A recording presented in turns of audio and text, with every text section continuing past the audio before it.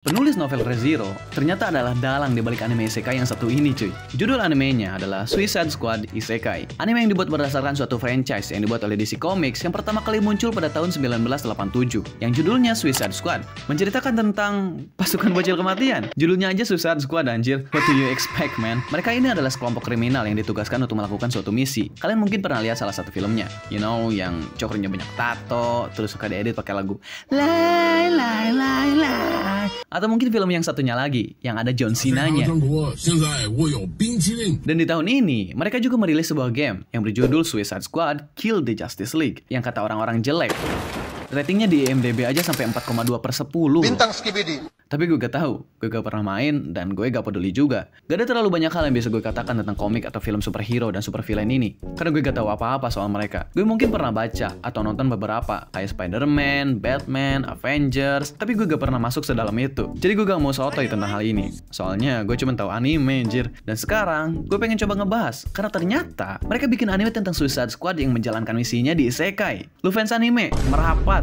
Lu fans film superhero? Merapat. Lu fans isekai? Merapat. Ini anime tuh collab gede-gedean cuy. Udah kayak adegan Captain America ngomong assemble, terus banyak yang datang. Kecuali isinya kali ini sampah semua gitu. Jadi kenapa harus isekai? Kepopuleran isekai ini semakin meningkat akhir-akhir ini. Dan mungkin untuk beberapa musim atau tahun ke depan juga bakalan seperti itu. Karena kesuksesannya yang benar-benar meledak cuy.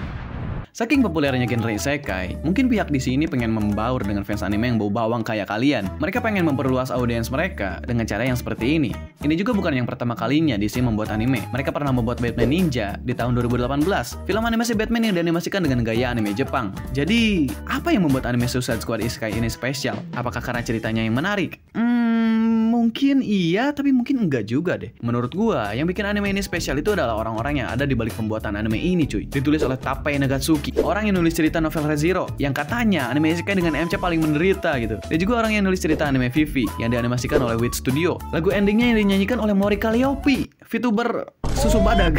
Dengan orang-orang yang segila ini, apakah animenya dibuat dengan sesuai harapan? Kayaknya sih bakalan gue jawab kalau kalian udah nge-like video ini dan subscribe channel Bang Hobi. Gue juga punya Saweria. Cepat hamburkan uang kalian di sana.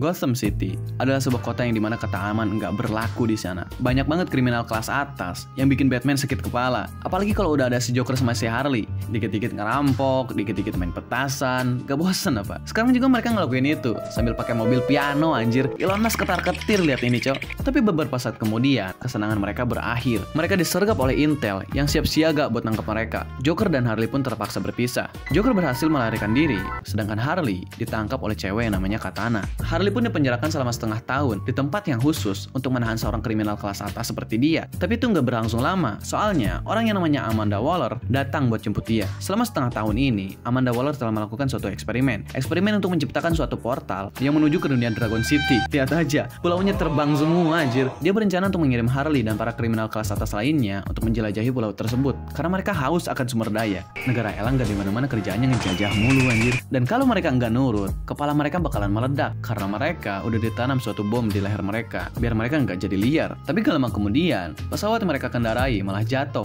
dan pas mereka keluar ternyata mereka udah ada di dunia lain. Dunia ini sedang dalam masa perang, monster berdatangan tanpa henti, kelaparan di mana-mana, dan pemimpin korupsi, orang-orang yang kerjanya cuma nonton layar peperangan yang terjadi di luar sana. Dan para kriminal ini dipaksa untuk menjelajahi dunia yang seperti itu demi sumber daya. Begitu keluar, mereka malah dikelilingi oleh monster. Akhirnya, mereka pun membantai para monster itu dan meringankan situasi medan perang yang terjadi saat itu. Sebagai rasa terima kasih penghuni dunia ini atas tindakan mereka, mereka malah di penjara. Sumpah, gue kesel banget sama orang-orang di sini. Tapi mending digituin sih kayaknya. Mereka ini di dunia aslinya bukan sekedar kriminal biasa loh. Mereka dikeluarin dari penjara juga cuma buat ngebantuin perang. Dan saat itulah, mereka menemukan para kriminal lain dari dunia asalnya yang datang sebelum mereka. Entah gimana caranya, bom yang ditanamkan di leher mereka nggak berfungsi, dan terjadilah semua hal ini. Ternyata, penyebab dari perang yang semakin memburuk ini adalah para kriminal itu. Mereka mengendalikan banyak makhluk yang ada di sana untuk mengembalikan situasi perang. Dan Suicide Squad kita yang tercinta ini harus memperbaikinya agar mereka bisa pulang dan akan terlibat dengan sesuatu yang lebih dalam daripada itu. Kayak kenapa orang-orang ini malah mengacau di sana, siapa makhluk ini, dan kenapa muka si Ratu bisa jadi gini anjir. Member Suicide Squad itu kadang berbeda untuk setiap penulis. Soalnya kalau komik itu beda sama manga. Mereka punya banyak penulis yang berbeda-beda yang membuat satu franchise tersebut berdasarkan versi mereka, yang akhirnya menghasilkan berbagai macam versi. Untuk versi yang ini, member Suicide Squad ada Harley Quinn, Clayface, Deathstroke, Peacemaker, sama King Shark. Dan ada juga karakter DC lainnya yang masuk ke anime ini sejauh yang gue tonton, kayak Joker, Ratcatcher, Katana, sama lainnya, yang digambar dengan desain yang cakep banget. Wah, Chegio-nya cantik banget. Terus si Joker yang damn, gue kirain itu gigi, ternyata cuma di chat anjir. Tapi jangan ngarepin kalau dia bakalan dapat banyak waktu tayang cuy. Joker itu biasanya jarang muncul di franchise Suicide Squad karena ceritanya ini bukan tentang dia sama Batman. Joker yang di sini tuh kayak jadi mentor buat Harley. Dia jadi orang yang filosofis gitu. Tiap muncul pasti suka ngeluarin kata-kata yang mendalam dan bikin Harley punya ide untuk mengalahkan musuhnya. Terus Clayface yang mirip Muzan dan jadi wibu di sini. Dia orang yang sok tahu dan jadi orang yang paling semangat sama keadaan mereka karena dia sering nonton anime isekai. Tapi Clayface yang gue tahu itu kalau gak salah adalah orang yang kehilangan identitasnya. Dia gak tahu dirinya yang asli itu siapa sehingga mengubah wujudnya menjadi suatu tanah liat yang bisa diubah sesuai kehendaknya. Tapi di sini jadi wibu anjir. Sejauh ini karakter yang gue suka itu si King Shark sih. Gak banyak omong, kerjanya kalau gak makan ya molor. Terus dia nawarin makanan sama si Cegel yang lagi ngambek.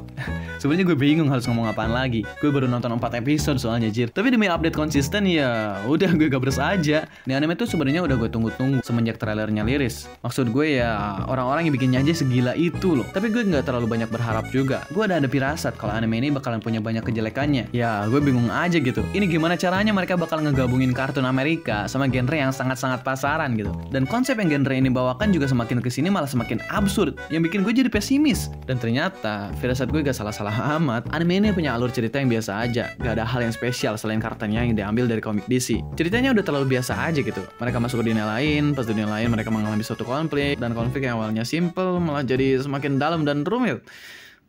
Dan mungkin aja konklusi dari ceritanya ini adalah dengan mengalahkan semacam bos terakhir yang misterius gitu. Gak ada yang salah sih, asal animenya tetap menarik dan asik buat ditonton ya kenapa enggak. Anime ini juga kayak gitu, gue enjoy aja nontonnya. Komedinya lucu, desain karakternya cakep-cakep, animasinya juga bagus. Yang bikin kurangnya itu adalah seperti yang gue bilang tadi, anime ini gak punya sesuatu yang bikin mereka spesial selain masukin karakter DC ke isekai. Dan mungkin fans di negara luar yang lebih familiar sama komik DC ini bakalan kecewa karena Suicide Squad yang di sini gak seperti Suicide Squad yang mereka tahu. Mungkin mereka benci sama desainnya, ceritanya, karakternya, atau hal lain yang gak autentik sama versi mereka. Gue gak tahu tuh. Kalau menurut kalian gimana?